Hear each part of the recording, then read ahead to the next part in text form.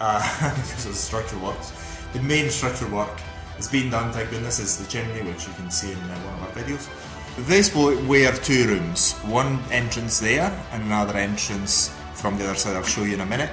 The problem, which it becomes a benefit, the problem is many jobs have been done really, really poorly. The house hasn't been really looked after for donkey's years.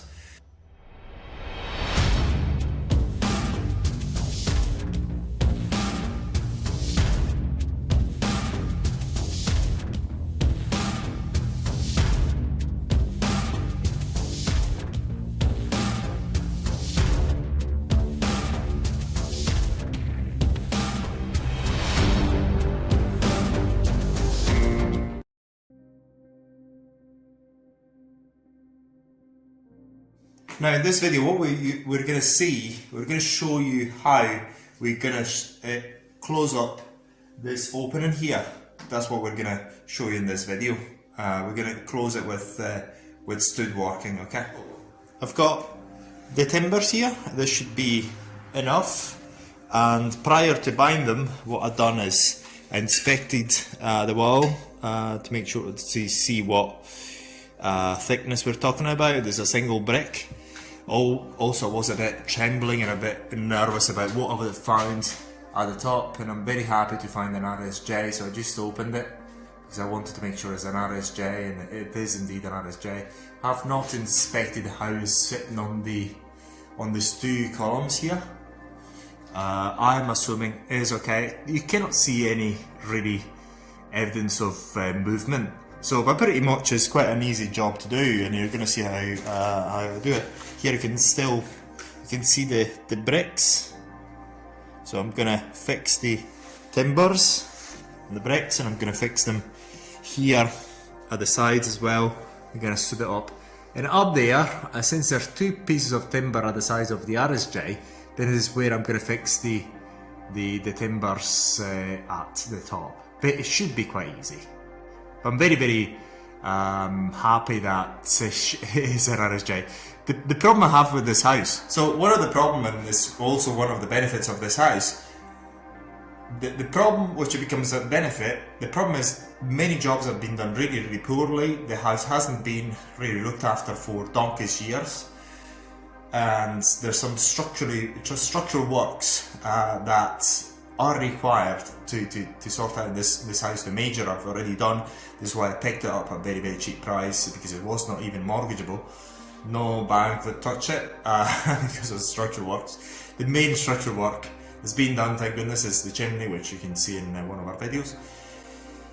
But here, this is one of the things that I want to show you, why this is a stupidly cheap house for the area. Pretty much, why is this stupid? A stupidly cheap house. Obviously it's got some structural problems, hasn't been looked after at all. But this is, I'll just show you from here. Now, this will wear two rooms, one entrance there and another entrance from the other side. I'll show you in a minute. And this very, I mean, some previous owners have had the brilliant idea to make two rooms into one. This is exactly when you drop the value of the asset. It's been a very, very stupid move, and what they've done is they made this opening here, and they blocked off this entrance, which actually opened again. So that was an entrance door, and it opened it again.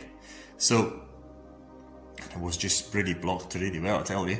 And that was a very, very dumb move, which dropped significantly the value of the house, because it made two rooms into one, and they made that opening there into the kitchen. Very stupid. I mean, certainly, and certain people are very, very stupid, with all due respect.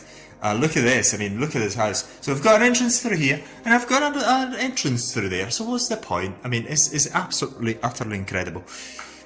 So, as I said, what you'll see is just stooding up this opening with those timbers there. There's a 6x4, so 6x2, and I'm gonna attach them here into the brickwork, and up there I'm gonna attach them to the two timbers at the sides.